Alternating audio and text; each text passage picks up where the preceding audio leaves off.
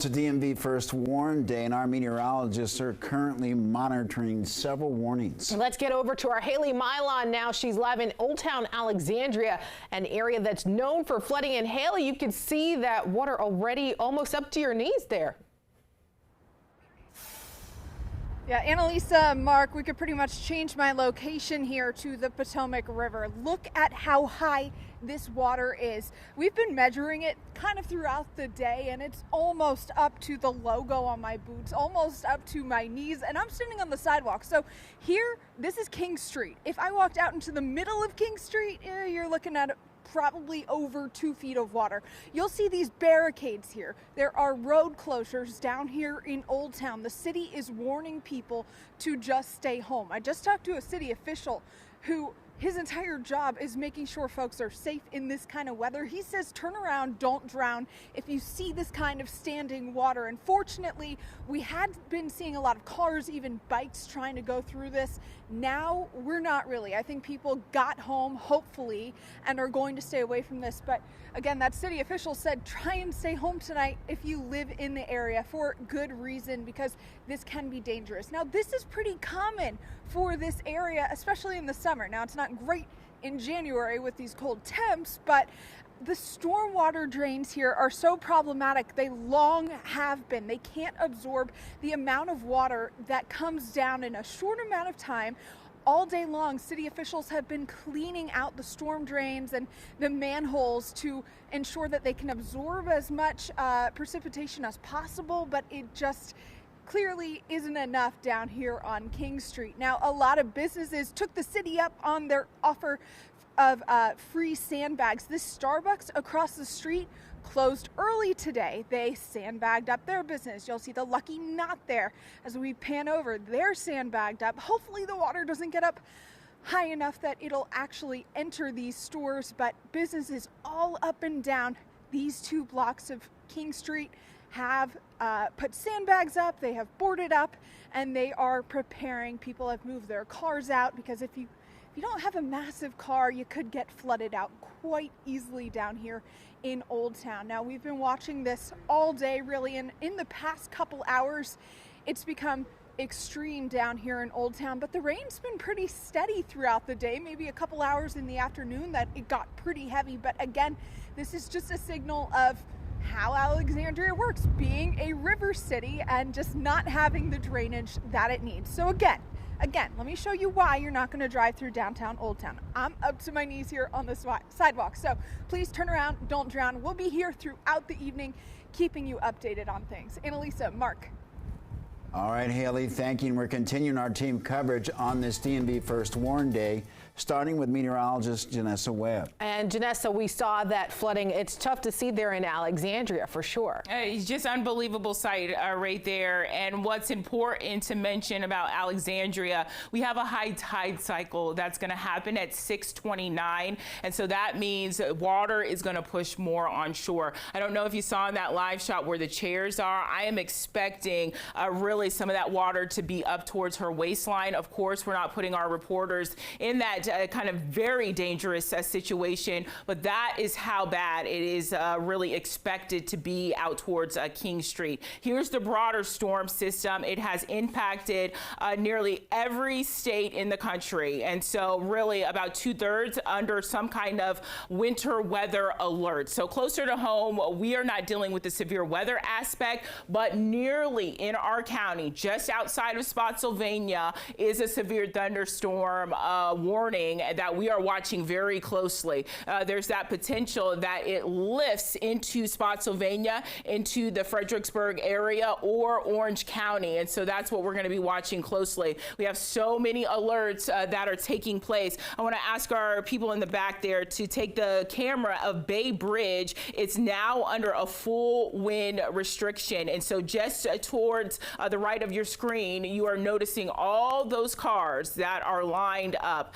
sitting in traffic, just waiting really for the wind to kind of arrive. There is that restriction. It's on full restriction due to wind concerns. That's US 50 eastbound at Sandy Point. Again, that's Bay Bridge. So if you can avoid this spot, please do.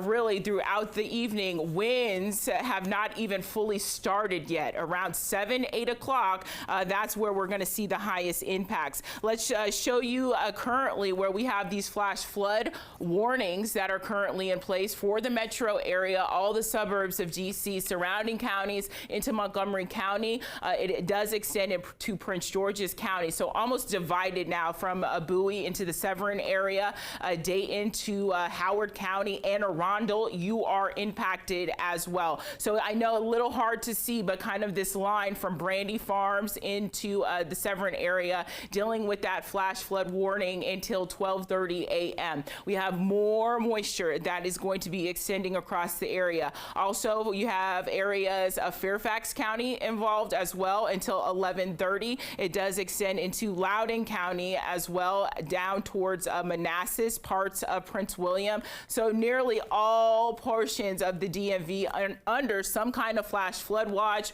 or a warning. Fauquier County involved as well until 11:45.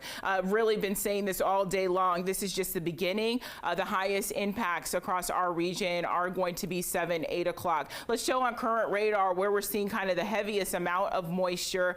We showed you our reporter in Alexandria, which is just right here. Let's stop the radar and show you this bulk that is in Culpeper, areas of Rappahannock, Fauquier County. That is going to lift across 66 into the metro area. And man, folks, that is going to provide at least another 1/10 to potentially a 1/4 inch of rain in some spots of Fairfax County. So really on top of the rainfall, Mark and Annalisa, the worst part of this storm is we're talking nearly 55 to 60 mile per hour winds. That's going to knock out power. So we're just going to continue to reiterate, what is your plan as power continues to pick up? It does look like flash flood. Is that a severe thunderstorm? Not yet. We still don't have a severe thunderstorm warning in Spotsylvania, but that line is getting closer. We'll have to keep an eye on that for sure, Janessa. Yeah, definitely. So just outside of Spotsylvania, severe thunderstorm warning. There's a severe aspect that the DMV has not been involved in with this storm system, but very likely to transition into that because we have warmer air that will continue to push in. Guys? Janessa, thank you. Well, this system's certainly going to create some challenges during the commute. And yeah, we saw all those brake lights that Janessa was just showing us there. Let's get out to Randy Bass joining us live from Silver Spring. Randy, what are you seeing? Yeah, Mark, Annalisa, a lot like you just heard from Janessa there. It's very, very busy out here on some of these roads. Right now, we're in a more residential area of Silver Spring, approaching Tacoma Park, driving along now Flower Avenue, if you're familiar with the area, just south of Four Corners as we approach Tacoma Park. We're heading in that direction right now because Sligo Creek Parkway is experiencing quite a bit of floods. If you know this area, you know Sligo Creek Parkway, and you know that it is prone to flooding, but it's also a pretty major commuter route during this time of the day. Could certainly cause backups on our way here from Kensington just a few moments ago, where we were hanging out along Beach Drive, another area right there along Rock Creek that's very prone to flooding. As for your drive right now, if you have to head out, if you absolutely have to get on the road, be sure to have your lights on. We've seen a couple drivers out here without their lights on. It makes them very hard to see. Right now here in Silver Spring, Tacoma Park area, the rain's not coming down super hard, but we are seeing those intermittent bands of rain that move through here that make it very hard to see. We just got off the Beltway not that long ago. A lot of spray coming off of those cars and trucks in front of you. So definitely a day to try and stay inside. Make dinner at home if you can. If you don't have to go out, stay at home. We are heading now, though, to Sligo Creek Parkway and Tacoma Park, where they are experiencing flooding. We'll bring you video and pictures from that scene when we get there. Live in Tacoma Park, I'm Randy Bass, DC News Now. All right, Randy, thank you. And we're covering road closures on this DMV First Warn Day. Our Ben Dennis is in the newsroom now with what we're learning. Ben, what are you seeing? Hey there, guys. Plenty of problems out there. Just into our newsroom, a litany of road closures, including on the busy I-95 in Northern Virginia, Prince William County. We're looking at a tractor-trailer crash on I-95. This is southbound past Virginia 234, exit 152 for those who take this quite often. Again, Prince William County. And then in Fairfax County, we just got word that Henderson Road, Henderson Court, that intersection is closed because of flooding. This is near the Sully Police District Station. Near the McLean area, Old Courthouse Road, Besley Road intersection, that's closed because of flooding. A tree is down over at the Mason District area of Fairfax County, Woodburn Road and Spicewood Drive, that road closed. West Springfield Station area, Burke Lake Road and Kilkenny Lane, that intersection, that's closed because of flooding. This is a repeated headline here, clearly in Northern Virginia. At Rutledge Drive and Wolf Run Shoals intersection, that road is closed because of flooding, as is the 1100 block of Henderson Road. The road is also closed because of a tree down. And over near the Fair Oaks area, Lawyers Road from Hunter Mill to Galloping Way also closed because of flooding. But again, that major thoroughfare, I-95 southbound, exit 152, Prince William County, Virginia, that is going to provide your commute to be slow, if not staggeringly slow, as you're entering that rush hour. And of course, if you can't see the road below you, there's no chance or at least no reason for you to chance your own life or somebody else's. So that repeated phrase, turn around, don't drown. We'll be monitoring all road closures in real time from the newsroom. Back to you.